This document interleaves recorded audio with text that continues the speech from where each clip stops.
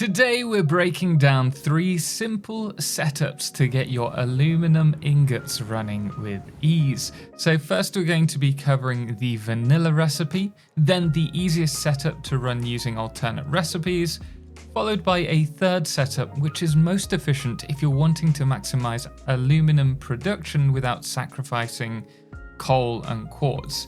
And then at the end of this video, I'm going to cover the secret to perfect water inputs for your aluminum setups, which won't require the use of priority junctions or complex pipework to make these systems as simple as possible. So we're going to jump straight into it, and the first layout is going to require the following resources: 120 coal per minute, 240 bauxite, 120 raw quartz, and 240 water per minute.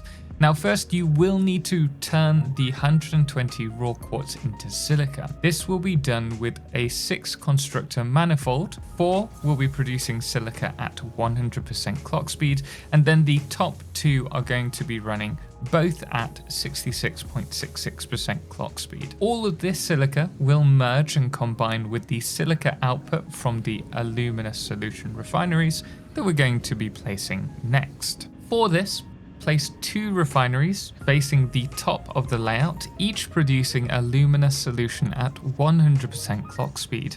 These will each receive 120 bauxite per minute.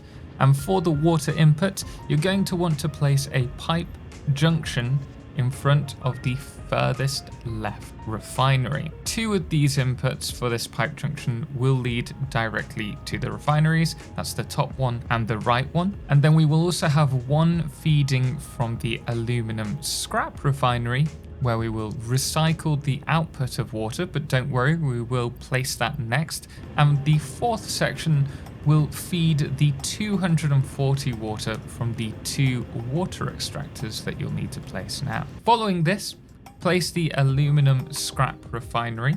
This will take the alumina solution from the 2 previously placed refineries, as well as the 120 coal. For ease, I have this refinery facing the bottom of the grid. The last thing to do with this refinery is then to send the 360 aluminum scrap to the top of the layout, where the scrap and the silica that you've been producing will run to 4 foundries, producing a total of 240 aluminum ingots per minute at a 1:1 ratio of bauxite, but also requires quartz and coal to run, making it less effective than the following setups. Now some of you may be worrying about the water load balancing. Don't worry about this, we will be covering this at the end of the video. You really don't have anything to worry about, providing you followed exactly what we've done here. Now our second layout is my favorite. This system uses 2 alternative recipes: sloppy alumina solution and pure aluminum ingots.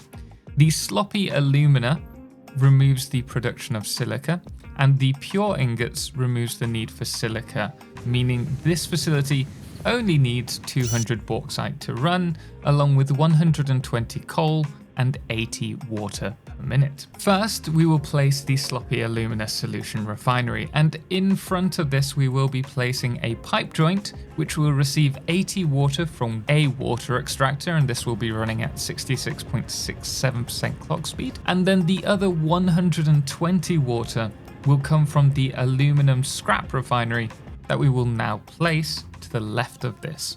And this is also going to be facing the bottom of the layout, and this is just so that the pipe inputs and outputs are next to one another, making logistics easier for us.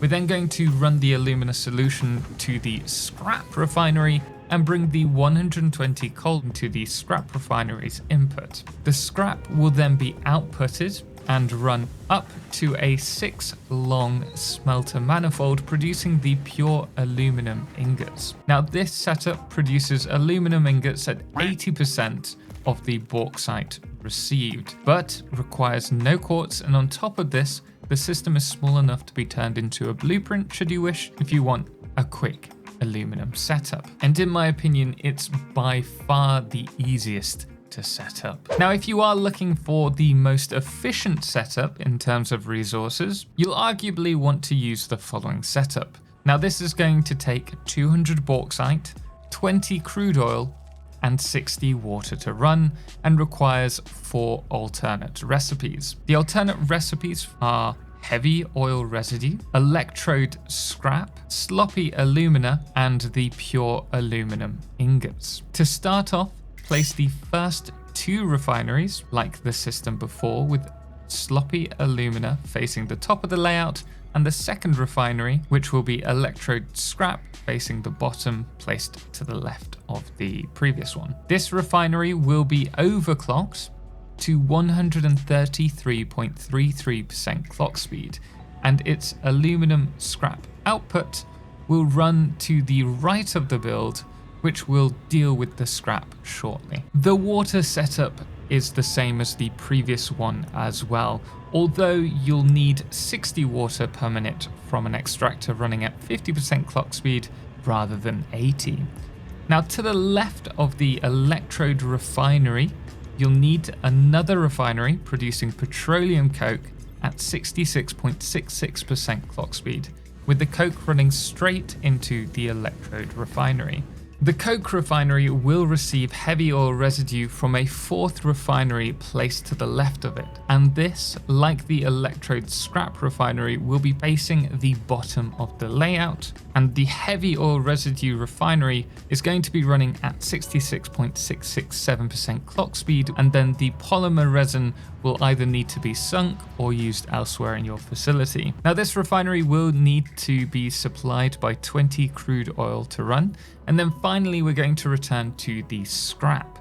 Run this line to a manifold of 7 smelters, 6 producing the pure aluminum ingots at 100% clock speed and 1 at 66.67% clock speed. This setup will allow us to produce aluminum ingots at a 1-to-1 ratio to bauxite, requiring only 20 crude oil and the water to run it. Now, with these 3 easy setups out of the way, let's talk about water balancing and why life may have been made a lot easier for us all, even if potentially unintentional. Firstly, for each of these setups, the excess water from the scrap refineries are being fed back into the system.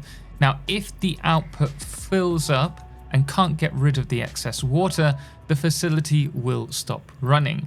This is bad, and this meant previously, when we were running aluminium factories, that we had to make use of priority junctions to keep the facility running, or using balance systems and ensuring everything's running efficiently before leaving it to its own devices. Now, for the last 2 setups, we are balancing the water to ensure that the scrap refinery never oversaturates. However, to ensure the facility runs without issue, I do recommend, when you first set it up, emptying the alumina solution refinery's water buffer until all water is leaving the scrap refinery's output.